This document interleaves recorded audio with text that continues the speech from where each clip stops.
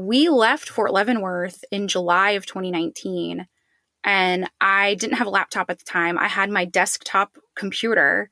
I literally carried my desktop computer into the hotel room with me, put it on a desk, opened up the internet, and sent in my CASA application in the middle of our move.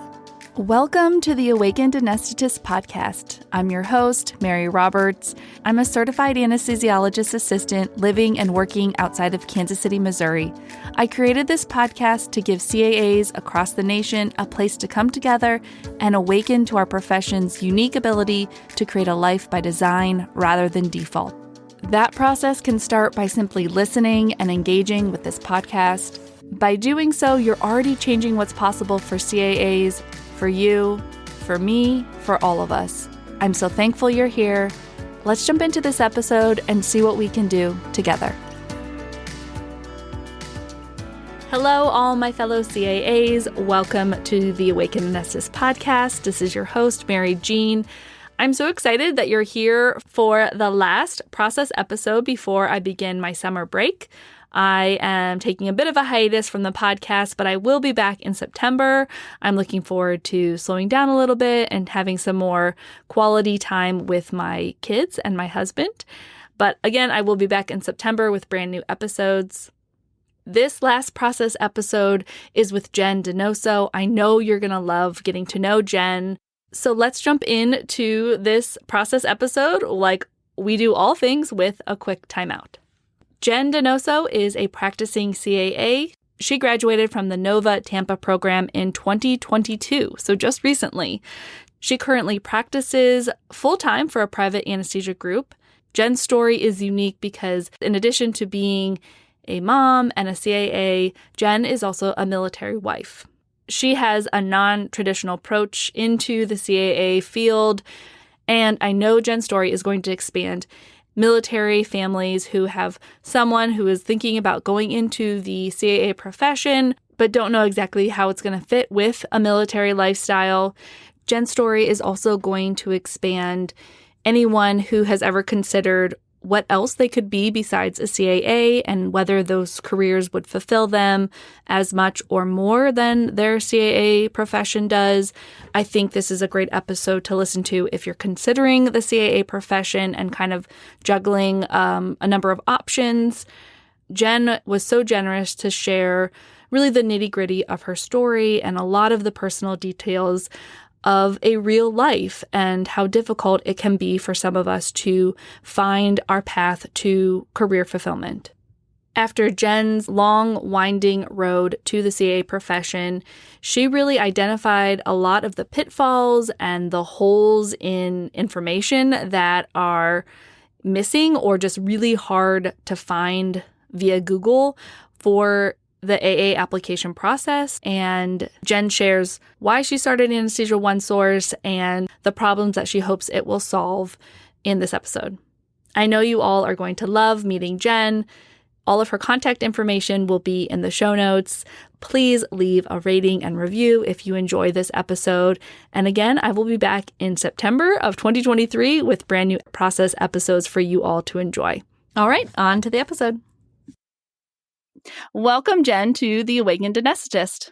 Hi, Mary Jean. Thanks for having me. I'm so excited. I'm really happy that you're here. We actually met over Instagram. So yes, that was a really interesting venture for me. I was very reluctant to get on social media, and you were one of the first people I met. And I'm like, okay, there are other CAAs out here who are kind of doing some different things. So it was really cool to meet you and have you here. Yes, it's a dream come true, honestly. Really? Awesome. Cool. Well, let's see what happens. I would love to start off with a little rapid fire to get to know you. I've never done this before, but I thought, you seem very willing to try new things. So I would love to start with just a few questions to have our audience get to know you a little bit better. Cool? Yeah, I'd love to. Okay. Would you consider yourself an extrovert or an introvert? Oh, I get this all the time. Okay, so because I am very animated and talkative and, whatever, people think I'm an extrovert, but I am actually an introvert. Very much so. I recharge by being alone and being quiet. I've always felt exhausted by social interactions. I can totally understand that. I think I'm a little mix of both as well. Okay. Are you a coffee drinker or a tea drinker? Ooh, coffee in the mornings. Okay. But Yes. I do enjoy London fogs, which are tea. And I will do like an iced London fog. I'll make those at home. Those are really good. But coffee's what I need in the morning to get going. Yes.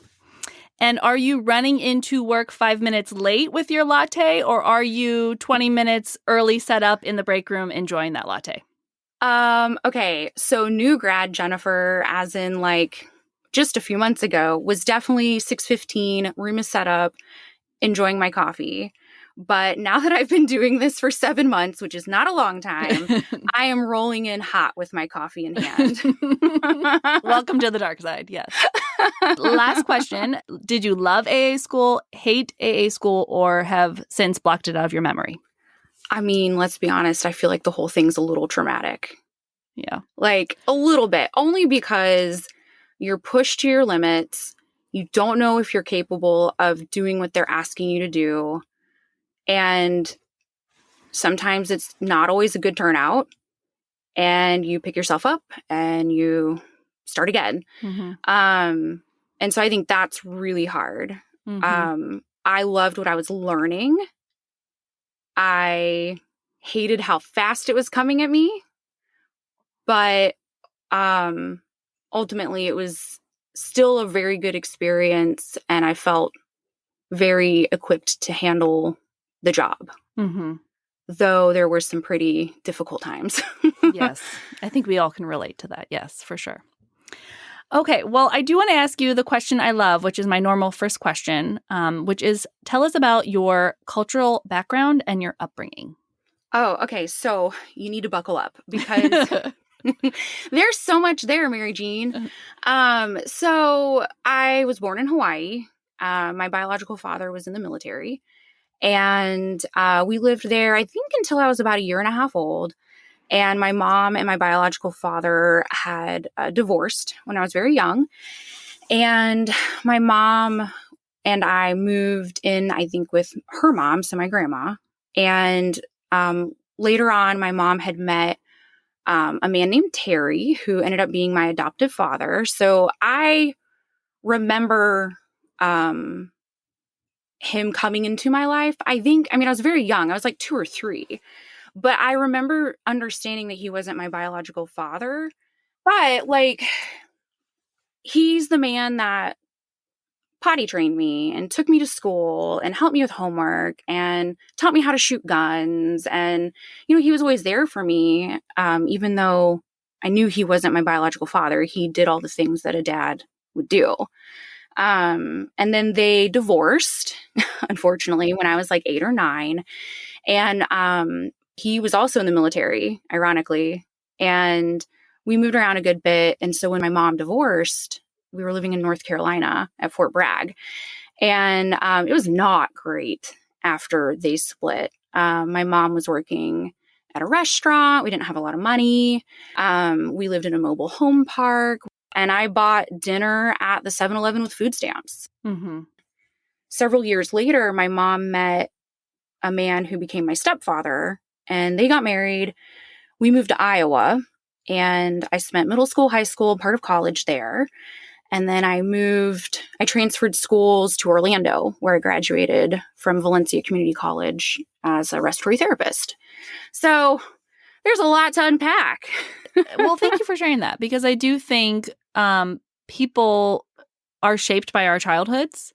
And I think it is really insightful to hear where someone came from and then seeing what looks to be the end of a journey, which is you becoming a CAA. And we're going to talk about everything that happened in the middle there.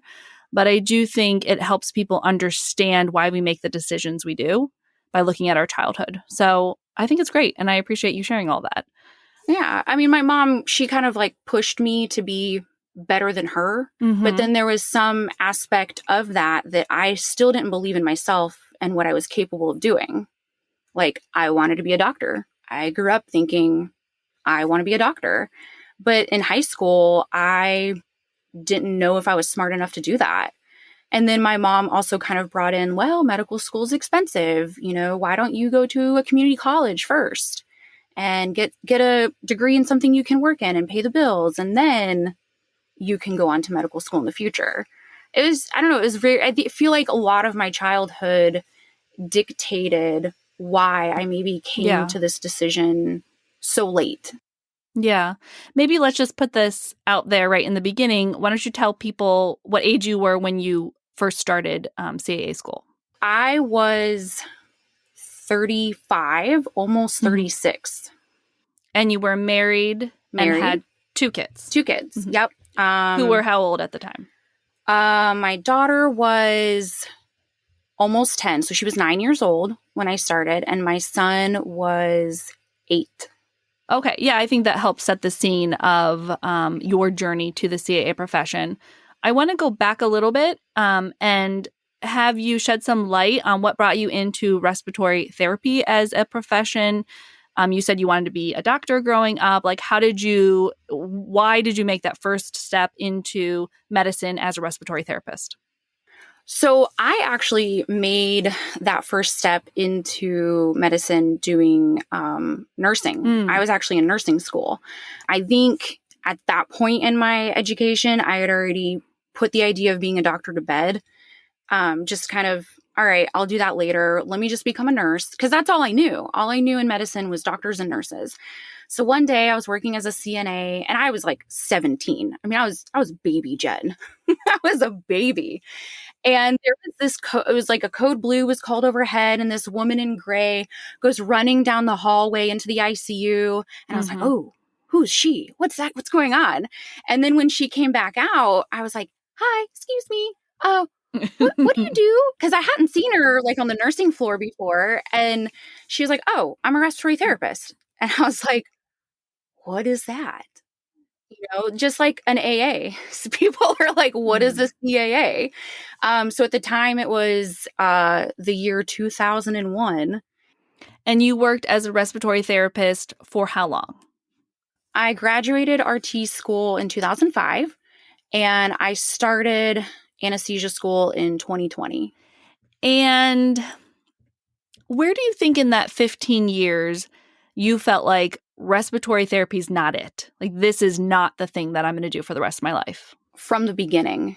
Really? Yes. I enjoyed my time as an RT. It was very difficult, but because I still had it in my mind, I'm going to be a doctor. I kind of felt like being an RT, this is just to pay the bills. I'll work on being a doctor later. But I feel like a lot of life got in the way, and it just never, the opportunity to do medicine, like to become a doctor, never presented itself. And many years went by before I was okay not being a doctor anymore. Why do you think you were holding on to the dream of becoming a doctor? I think that's a very common avenue into the CAA profession. Is I thought I was going to be a doctor. I always was, that was my set path. And then something changed. Like, for you, why did you want to be a doctor, and what changed?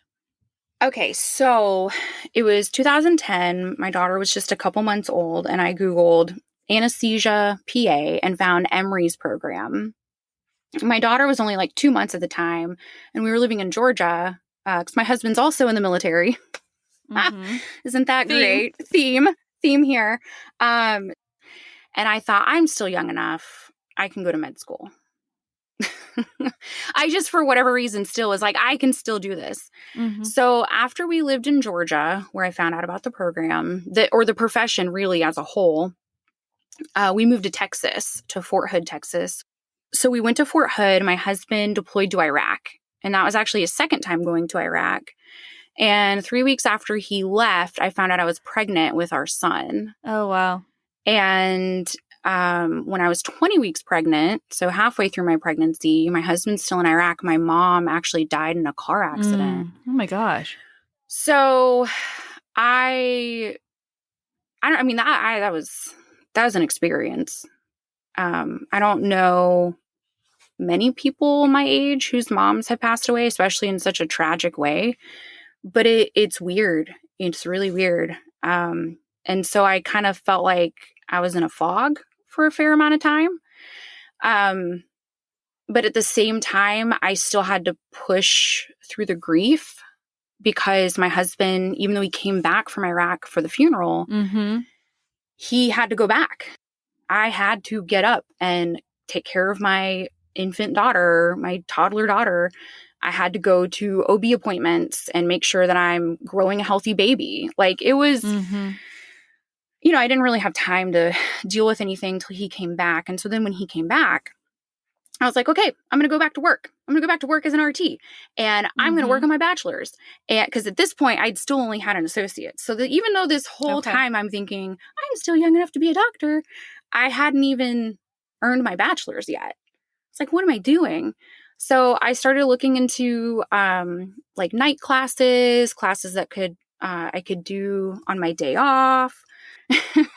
So I found I had enrolled at University of Texas in Austin. And then my husband got orders to Germany. Oh, wow. So yeah, no, that wasn't, I can't do biology from Germany. So I just, I thought, okay, that's fine. This is actually an amazing opportunity for our family to go live overseas. Like, God, yeah, I'll put my dreams aside to go live in Europe. Okay. So, we moved to Germany, and this was late 2013 at the time. My son was a year old. My daughter was 3 years old. I had decided while living in Germany that I was going to pursue a bachelor's of science in respiratory therapy. And it's not uncommon to do those programs online at all. A lot of people do them while they're working as respiratory therapists. The programs are designed for working respiratory therapists. So I looked at a bunch of different programs and I really connected with Nova Southeastern's BSRT. I felt like their program was very clinically based. And I knew that going into med school, you can have a bachelor's in anything. And I thought, well, if it doesn't pan out, if I can't get into medical school, at least I'll have a degree that will help me in my career as an RT. And that might have been the first time that I considered what would happen if I don't become a doctor. So maybe that was kind of like the seed that was planted all those years ago that made it okay to make other decisions and made it okay to not be a doctor. And you knew about the CAA profession at that point. I did, You just weren't thinking, oh, and also I could become a CAA. Yeah, I completely forgot about it. Okay. I think things happened when they did for a reason, but I can only reflect on it now and say that. I don't think during the time that I knew what was going to happen. I think maybe also what I knew of CAAs at that time, I knew that it was a very small profession. Not a lot of states were open. At that point, places to get an education as a CAA were very limited. And being a military family, I'm kind of limited on where I can work and get an education because my husband has to meet the needs of the military. Yes, and absolutely. That means that we may not be in a place or near a place that I could work as a CAA or get an education as a CAA. So I think maybe that kind of had something to do with it too. So I was working on my BSRT in Germany. We moved back to the States. At that time, it was 2015, and we moved to Kansas City. Well, to Fort Leavenworth, so just outside of Kansas City, close to you. Yes. And I finished my bachelor's degree, had hip surgery. That was brutal. And then decided to go back to work as an RT.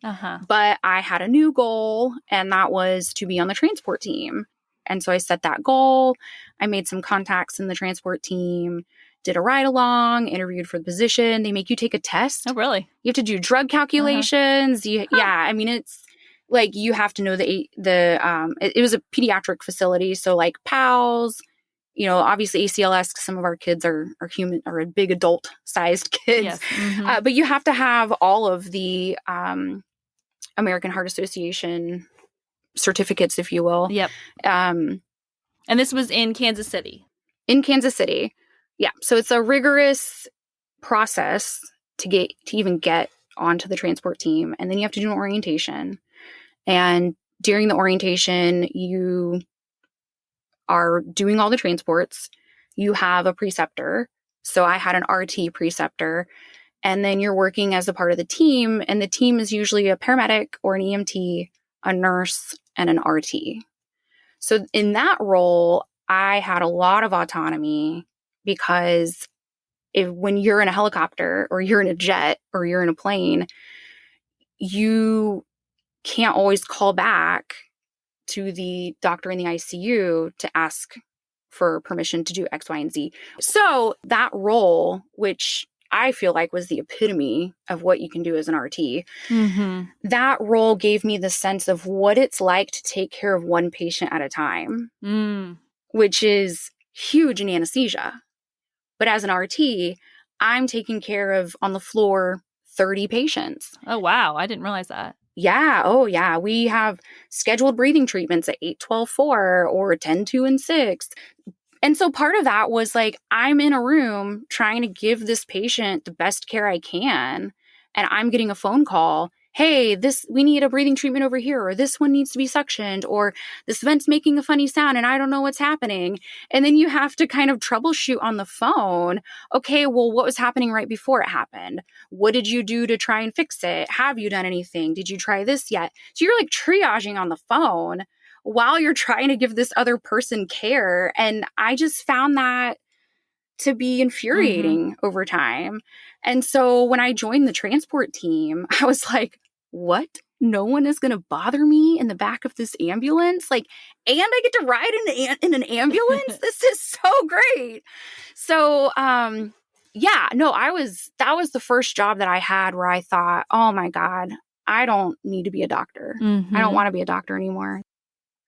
Let's fill in the gap real quick because you are having your dream RT job on the flight crew and loving it. And then all of a sudden you are no longer in that position and you're kind of like back to square one, figuring out that you want to go to medical school or something else. So take us back there. Explain that part. I was working the night shift on the transport team, and my son was 5 at the time, 5.5. And we had noticed some symptoms in him that we didn't really know what they were. We thought maybe they were autism, but there were some other issues going on with him, though, that we were trying to figure out. And I was actually talking with one of the nurses on the flight team, and she had asked me, I was talking with her about my son's symptoms, that we didn't really know what was going on with him. And she asked if my son had ever been to a neurologist. And I said, no, why? And she said, it sounds like he has Tourette syndrome. And I was like, what? What? So her 3 children have Tourette syndrome. Oh, wow. Yeah. So I took what she said very seriously because I thought, well, this woman, she's got 3 kids with Tourette. Like, she knows what she's talking about. Let me look into it. So I Googled it, and, it's Google, whatever. But the resources I found, my son had every symptom. Wow. Like, also, he had a lot of sensory problems, a lot of social problems and symptoms, aside from the tics. And so I got him in with a neurologist, and he was diagnosed with Tourette syndrome when he was 5.5. Just prior to that, we had him assessed, and he was diagnosed with sensory processing disorder, which is actually becoming more identifiable, I think, in children. Yep. So anyway, I'm working on the flight team. I'm working night shift. My son has occupational therapy appointments to help him with his sensory processing disorder symptoms. And he had started speech therapy for social interaction therapy because he was having some difficulties with that too. And the way that the team worked at the time, we had several teams that came in throughout the day, and then they worked 12 hours and then they left. So usually when I came in at 5:30 p.m. and a call came in and the AM team was not there yet, I was going on that call. So, there's times where I didn't get off till 10 in the morning, 11 in the morning, and I'm working, almost 18-hour days by the time I drive from Fort Leavenworth to Kansas City, work my 12-hour shift, plus going on that call, driving an hour back. And it was exhausting. Sure. But I was missing my son's appointments. I couldn't, like, the plan was I'll get back at 6:30, 7:30 in the morning. I'll get him ready for his appointment, go to the appointment, take him to school, and then I'll go home and sleep, and then I'll do it all over again. Sure. No. Perfect. Yeah, plan. no, it did not work out often for me to do that. So I reached out to my management team and asked if I could temporarily go to another team that had a different time frame that they came in. And I was told no, that if I was not able to work that shift, then they didn't need me. So I quit. Wow. Yeah. She's like, if you can't make it work on this shift, we don't have a place for you to go. Mm-hmm. So I quit. And you completely left RT then? Or yeah, I did. And I don't know why. Like, sitting here thinking about it, like, maybe I could have just gone back to the pediatric ICU where I was. But at that time, I felt like I just needed to take a break. And so I took a 3 to 4 month break from working. And in that time, I did a lot of self-reflection of what am I going to do with my life? Because I'd had the job. What am I going to do now? So that's when I was like, you know what? Let me relook at CAA. Mm-hmm. And at that point, 7 years had gone by since I first found out about it. And 7, almost 8. And I realized there were more programs. I realized more states had opened up. So I sat down with my transcripts and I wrote down all the programs and their prerequisites. And I wrote down the ones that were in states that my husband could work in. So that kind of narrowed down this search. And so after I narrowed down the search of the programs that are in states where he could work based on his job that have military bases, I then got my transcripts out and looked at what classes I had, what classes met the prerequisites, how many classes would I have to take to fulfill the requirements? How many classes do I need to retake to maybe get a higher grade? Mm-hmm. How many classes should I retake because I have to take the second sequence? And it's been, at that time, 13 years since I'd even taken a chemistry class. Like, I'm not going to jump into Chem 2. I'm going to retake Chem 1. Based on where I was in, like, time frame wise, my husband had approximately a year to 15 months of time left at Fort Leavenworth. Because in the military, at least for the Army, orders are for 36 months. You can have an option to extend to 48 months total at one duty station. And I had asked him at that point, is it too late for you to extend? Because if we stay here, I can knock out these prerequisites. And then after I'm done with the prerequisites, like, can we get to Florida? Like, if you extend and we stay here, can you get to Florida? And he was like, well, I can try. So we extended. It gave me enough time to do the prerequisites.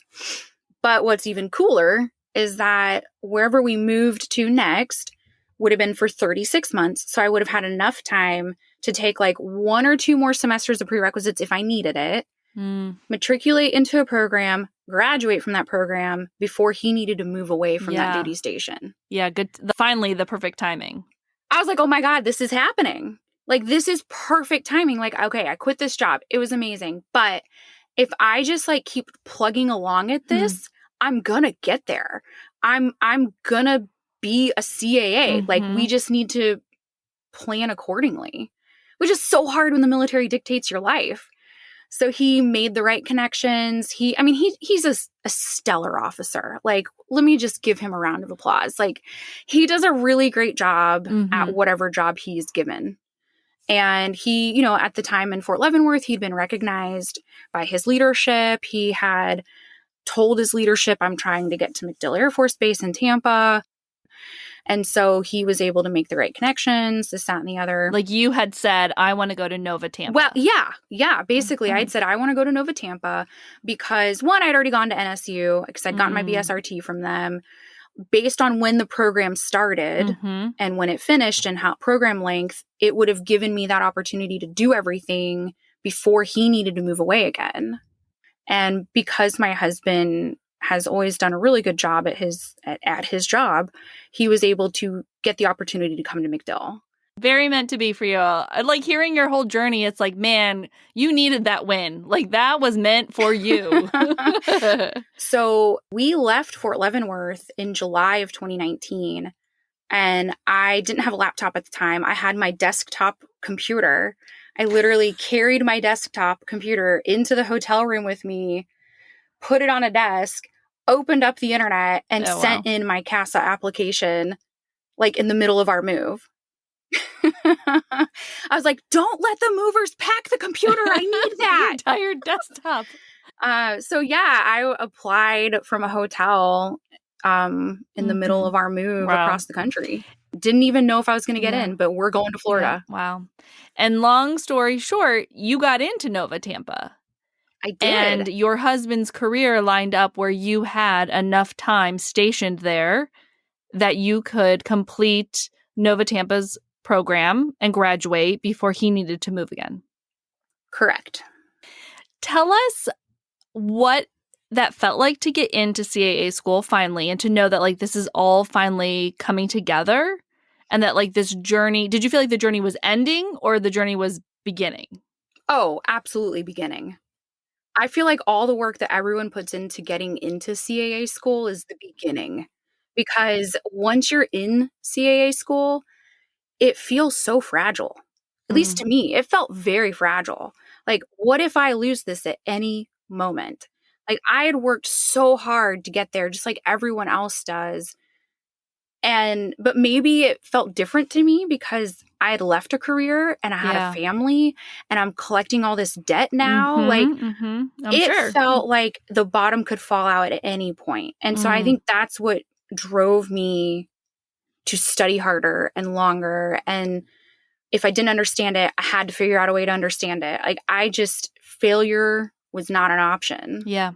And CAA school for you as a mom was doable, completely overwhelming. You're not sure how you got through it. Like, how would you describe it? So when you're a mom, your time is not your own.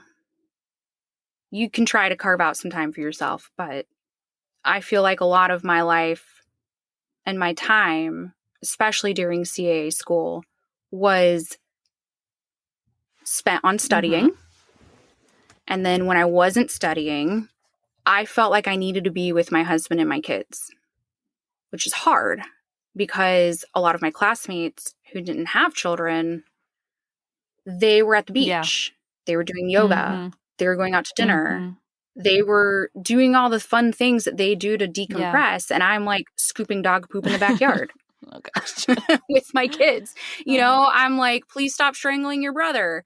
Or like folding laundry, which everybody has to fold laundry. Everybody has to cook dinner. But, when you're raising human beings. That hits different. It is. It's different. And you made it through. And I feel like what I really want to ask you is, has the feeling of wanting to be a doctor gone away? I mean, that's hard. I think that maybe I didn't know what being a doctor meant or was. I think that growing up as a child, a doctor makes decisions and a doctor, gives the orders and makes people better and gets to see cool things and they get to, troubleshoot and problem solve. And I think once I started working, I saw the doctors, right? I worked with the doctors and I was like, that's not really what I thought it would be. But I thought maybe it's because I work in the ICU. Like there's so many different kinds of doctors. What doctor would I be? What doctor could I be? And after spending so many years as an RT, I was like, well, anesthesia would be great. Like that's a no-brainer. Like, let me just do that. And I was shadowing and realized the anesthesiologists aren't there all the time. The CAA is, or the CRNA is. They stay with the patient. And the doctors were running around managing 4 rooms at a time. Yeah, they were doing the thing you didn't like doing as an Yes, RT. they had the phone. They were getting the calls. We have this issue in this room. This is going on over here. And I was like, whoa, no, no, no, no, no. I just did that for a very long time. I don't want to do that. And so I kind of realized, like, 1, I really want to do anesthesia. 2, I can't guarantee I would match into anesthesia because of my husband's career. And then once I found my way to CAA again, the second time, I realized I actually don't want to be an anesthesiologist. Mm-hmm. And I think that kind of confirmed that, yes, CAA is what I'm looking for to meet those needs. Mm-hmm. Talk to me about how it feels now as a CAA in terms of like feeling fulfilled in your career. So I think that being fulfilled in any career is not entirely possible. Say more. I think because I think that it depends on the day that you have. Did you have a good day? Did you have a bad day? What are the core beliefs that you have of the job that you're doing? Did your day line up with those core beliefs, which I think you've spoken about too? Yeah. And, you know, some days I don't feel fulfilled. Some days I'm like, man, how am I going to do this for the next 20 years? But I go back in and then I have a great day. And I'm like, this is the best job ever. I think it just depends on the day. But I think underneath it all, ultimately, I am fulfilled. I'm very happy with how I'm taking care of patients. I'm very happy with the things that I've learned and I'm applying them in the OR. And, you know, I think that what I set out to achieve, to learn more, to do more, has definitely been accomplished. Yeah. And if that's the definition of fulfillment, then yeah, I'm fulfilled. Yeah. But there are hard days. For sure. Well, tell us about Anesthesia OneSource and why it exists in the world and why you feel called to do it. Okay, so I think anybody who has found their way to this profession can say that it was probably hard to find information. Or when I was looking for information, I was always left wondering, is there new information that hasn't been listed here and I just don't know it yet? I think because what I needed to be able to become a CAA was so specific. Like, I need to be in a place where my husband can work. Is that out there? And I just don't know it because this resource says that it's 2 years old. And then you do these like endless Google searches of like certified anesthesiologist assistant, and then like the name of the state that you are hoping has a program, or Master of Science in Anesthesia and whatever university you're hoping might have a program. I felt like the search was very difficult just to find information that met the need of where my family needed to be. Yeah, your specifics. So you couldn't side-by-side comparison and like narrow down into specifics and then side-by-side comparison. Like I didn't have the luxury of being able to apply to all the programs. Yeah. I wanted to be with my family. So Anesthesia OneSource is something that you created to basically solve the problem that you encountered when you were looking into CAA school. And it's a website and an Instagram and basically compiling all of the information that is out there into a single source. Yes. And because I know that some people might be in my similar situation, I also added a way to find out what states have which programs. Oh, great. And then I needed to find out what I need to do to get in. And you've done a great job with it. I think it's a wonderful resource, and the CAA profession is like on this verge of massive expansion. And so I just feel like getting these resources in place that then can grow with the profession. I hope that for the podcast as well. I mean, I hope we kind of, find our community and then grow with the community as it gets bigger and bigger. And I'm just really proud of you. I think you did an awesome job with it. Oh, thank you. I think it's great. And we're going to have, of course, like ways to contact Jen. But I want to ask you one last question. It's really the ethos of this podcast, which is I believe that the CAA profession enables you to live the life of your dreams, to live a life by design rather than default. And I'm wondering how that statement resonates with you and if you would agree. I would say that I agree. I mean, the financial freedom that this career offers you, growing up the way that I did with not having very many resources, I still am taken back when my fridge is full as an adult. I still like feel very accomplished when I put a full tank of gas in my car. Like there's just some things that I'm like, man, my kids don't know what it's like to not have the things that you need. But it also means that we can go to Universal Studios for the last day of school. I can give my kids these experiences. Let's go kayaking. Let's go on these trips and have these memories made, which we make memories, you know, having a family movie night every Friday. But also, like, remember that time when we went kayaking and my daughter kept bouncing off all the trees and I'd have to correct our path and then we're crashing into boats? Like, I love that I have the schedule that allows me to have my weekends available to do this with the kids and my husband. And I have the funds to give them anything that they could need in life. And I also feel like I'm taking better care of my patients that I could with the knowledge that I had as an RT. I'm getting to do more. I wanted more from being an RT. I wanted to do more with my patients. So this job definitely fulfills that. I am so happy for you. I think that is a gift, honestly, that you, as you said, have a low bar for happiness. I think what a wonderful thing to feel content and satisfied with, you know, a family trip and a full refrigerator and a full gas tank, because the disease of more in our culture can really eat you alive where you're never satisfied. It's something that I definitely grapple with myself, is being satisfied with the simple things. So I look to you as, you know, really a role model for that. Like, that's really cool. So I have loved this conversation. We have talked for a long time and I love it.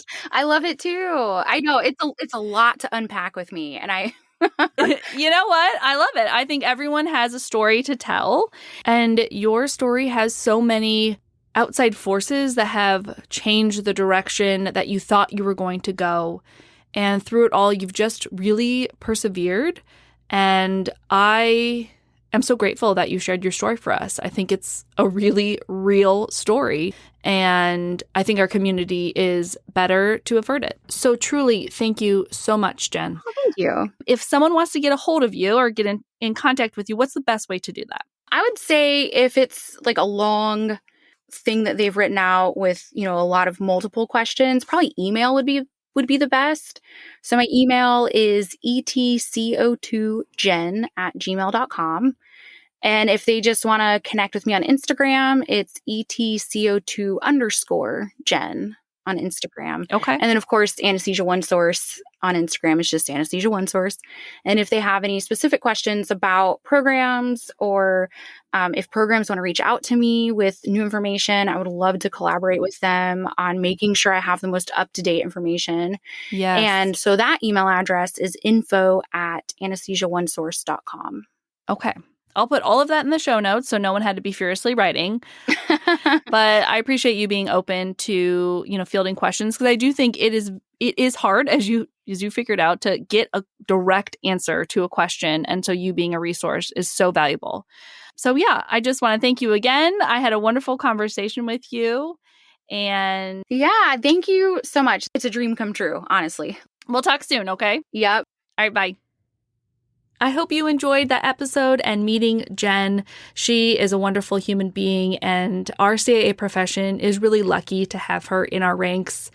If you want to check out Jen's work at Anesthesia OneSource, it's just like it sounds, anesthesiaonesource.com. She's also available on Instagram at Anesthesia OneSource. Jen is partnering with the podcast to offer a promo code for 15% off anything she offers on her website. So just go to her website, anesthesiaonesource.com, and use the promo code all caps, AAPODCAST, that's AA podcast in all caps, to receive 15% off. Again, if you liked this episode, please leave me a rating and review. It really allows other people, other like-minded anesthesia professionals, in particular CAAs, to find this podcast and let them know that this is for them and by them. There are so few resources out there. And when I was searching for inspiration or expanders or people who were just CAAs talking about life in a way that made sense to me, I couldn't find it. And so I started this podcast. So I hope you are finding the resources you need through this podcast.